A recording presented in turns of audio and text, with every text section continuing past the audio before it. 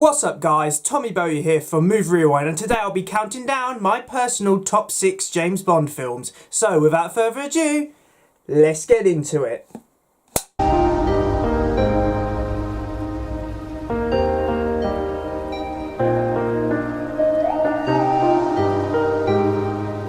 James Bond is not only a British institution, it is quite possibly one of the most successful and recognisable film franchises in the world. There is a reason that the Oscars celebrate James Bond as a franchise every time it hits a significant milestone. I mean, I remember in 2022 watching James Bond get celebrated at the Oscars for its 60th anniversary and seeing the fantastic Shirley Bassey perform Diamonds Are Forever.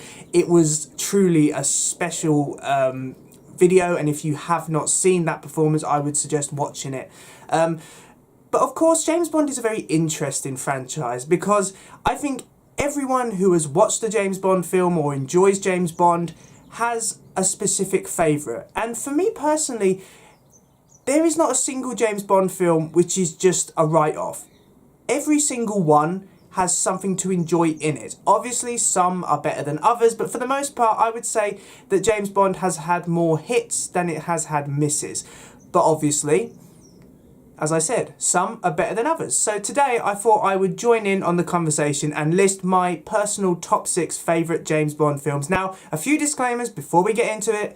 Firstly, this is my personal opinion, so please bear that in mind. I am very biased and this is based on my personal opinions, so yeah, just bear that in mind. Secondly, I've chosen to do top 6 because I honestly could not decide between the final two on this list, so I decided, you know what, I'll include both of them, why not? And thirdly, obviously this will contain spoilers, so if you have not seen many James Bond films, I would suggest watching them before you watch this video. Now that all of that is out of the way, let's get into this ranking. Firstly, I'd like to talk about Tomorrow Never Dies, and I know some of you are probably already saying, what the hell is he going on about? You know, it's a decent enough Bond film, but it's surely not one of the best. But you know what? For me, James Bond is about escapism, and whenever I put on Tomorrow Never Dies, I'm transported to a world of spies, and I just have a fun time.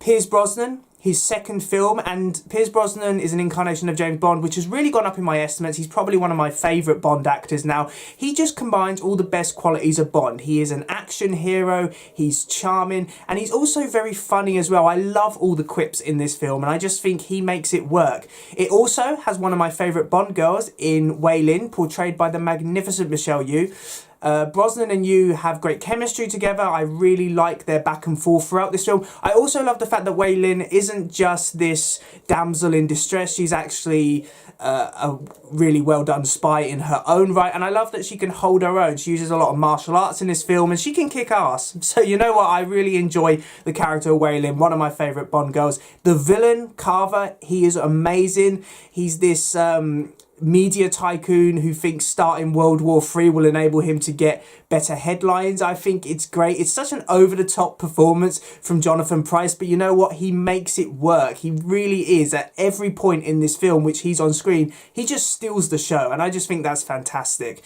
This is a film which was very satire at the time, you know, the idea of the media controlling governments, but you know what? In the modern world, it's not too far from the truth. So I think that Tomorrow Never Dies has aged like a fine wine.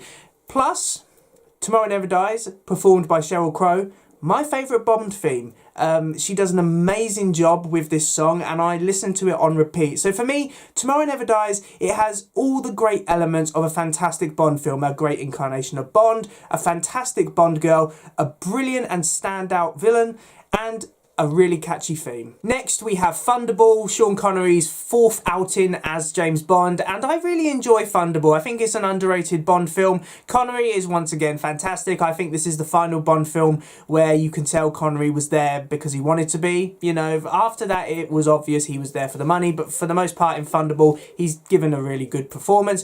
Domino is a decent enough Bond girl. I like how she's not just this damsel in distress which falls into Bond's arms. You know, she's actually capable and has an interesting backstory with her brother being killed by her guardian and that. Largo, he is a very good villain. The eye patch already makes him iconic, but I also like his plan. This is not out of this world. This is a very realistic and down-to-earth plot. The idea that Spectre have stolen some nuclear missiles and it basically is holding them for ransom from the UN before they give them back. I think it's a really realistic plot and I think it works well in this film. Plus, the underwater scenes directed very well, and they do make Thunderball one of the more unique James Bond films. We hadn't really seen anything like this in Bond before, and I think it holds up very well, especially some of those underwater scenes. They're very tense. They really are. So yeah, I enjoy Thunderball. I think it's an underrated gem from 60s Bond and the Sean Connery era. The Spy Who Loved Me, in my opinion, the peak of the Roger Moore era. I think this is the film which combines the greatest elements of the Roger Moore era in terms of the fun, the quips, the beautiful Bond girls, the iconic villains, and of course the action set pieces. I just think that this is the Moore film which I go back to the most, and it's a cracking James Bond film. Moore is fantastic in this film. He's funny as he is charming.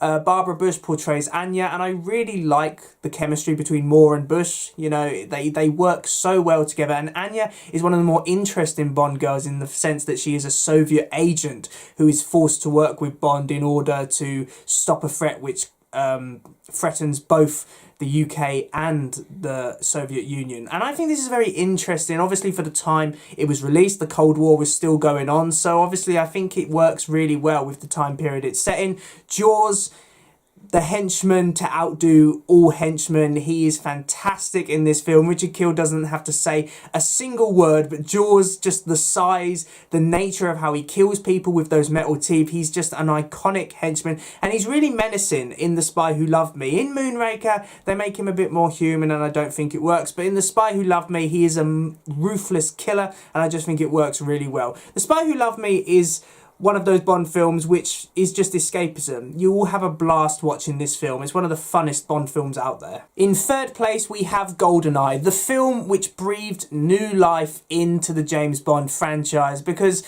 from what I have read, the Timothy Dalton era, The Living Daylights and License to Kill did decent enough at the box office, but there was a lot of questions whether James Bond could actually survive, especially once the Cold War ended, because up until this point, Bond had been heavily influenced by the Cold War, so now that that had ended, could the franchise really continue?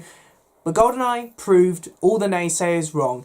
This is probably one of the fastest paced Bond films and one of the best action films I have ever seen. Director Martin Campbell clearly knows how to direct for Bond and how to direct action, and he does a fantastic job with this film. Pierce Brosnan's first outing as the character, he's fantastic from the word go. I mean, every single James Bond actor appears to take a little bit of time to get into the role. With Brosnan, that doesn't happen at all. He already knows how he's going to portray the character. He's as confident as he is charming, and he's just a blast throughout this film. The villains of GoldenEye are some of the most memorable. You have Alex Trevelyan, this very sadistic, disgruntled MI6 agent, and I think he's a great villain, and I think his plan is actually one of the more well thought out plans from a James Bond villain. We also have Xena Onatop, who is one of the more memorable henchwomen. I especially love the fight in the spa between her and Bond. There's so much tension between them in that scene, but it is a fight to the death, and I just find it a really great fight scene, and I love her as a henchwoman. I think she works very well. For me, GoldenEye is a very important James Bond film, because I think without it, Bond maybe wouldn't have survived as long as it did. It was definitely the film which breathed new life into the franchise, and I think it holds up to this day as one of the best action films I've ever seen. The runner-up in this list is From Russia with Love, and I already know a lot of people are going to be annoyed, because obviously they're going to be like, well, surely Goldfinger is the best Connery film, but for me, it's From Russia with Love. I adore this film. It's one of the best spy thrillers I have ever seen. It uses the Cold War setting to its advantage, and it really does shine as a Bond film. Sean Connery is so much better in From Russia with Love than he was in Dr. No. Not to say that he was bad in Dr. No, but obviously his acting was occasionally a bit wooden. In From Russia with Love, it's a lot better. I also love the relationship between Bond and Tatiana. it is one of the most realistic relationships in any of the James Bond films. And by the end of the film, I actually wanted them to stay together just because the chemistry between the actors was so strong. They really do make it believable. I think it's a very interesting plot. Of course, we see the introduction of Spectre, which obviously is an iconic organisation in the James Bond universe. It has some of the best action in Bond history, especially that train scene between Bond and Grant.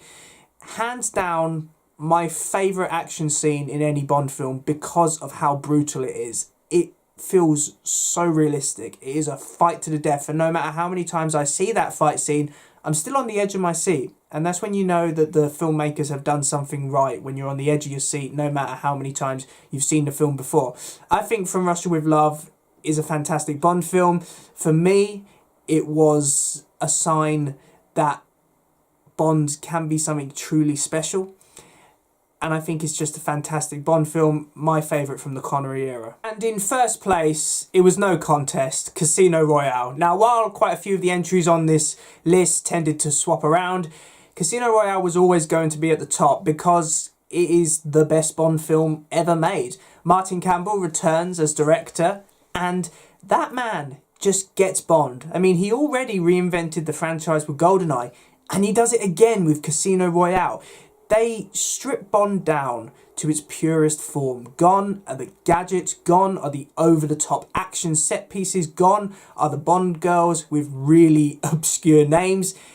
This is just Bond, and it works so well. Daniel Craig has so much energy in this film, and he really does portray Bond as a very layered, dark and complex character, and I just think it works so well in this film. Eva Green and Mads Mikkelsen give fantastic performances as the Bond girl and the villain. Plus, it has some of the best action I have ever seen in a film, let alone a James Bond film, especially the fight on the stairs in the hotel. I think that is a thrilling action scene. You then have the parkour scene at the beginning of the film, which is once again very well done. And it has one of the most uncomfortable scenes in movie history when Mads Mikkelsen tortures Bond. And yeah, I think for any man that is a very uncomfortable scene, but it just shows how well the filmmakers have done if they make you feel that uncomfortable. For me, Casino Royale breathed new life into the Bond franchise. Obviously, it holds a special place in my heart because the Craig era is the era that I grew up with, so obviously I'm going to hold it in very high regard. But I think Casino Royale is, to be honest, probably one of the best films I've ever seen, and definitely the best James Bond film I've ever seen. So thanks for watching, guys. I really do hope you enjoyed this video. Please remember to like, comment and subscribe in order to receive great and maybe even improved quality content in the future. And obviously, this was only my personal opinion. You're probably surprised that I missed out films like Goldfinger on this list, but please feel free to comment down below what your list would be, because I'd love to hear from you guys. I think it's always great when you offer your opinions as well. So anyway, thank you for watching, and I will see you in another one. See ya!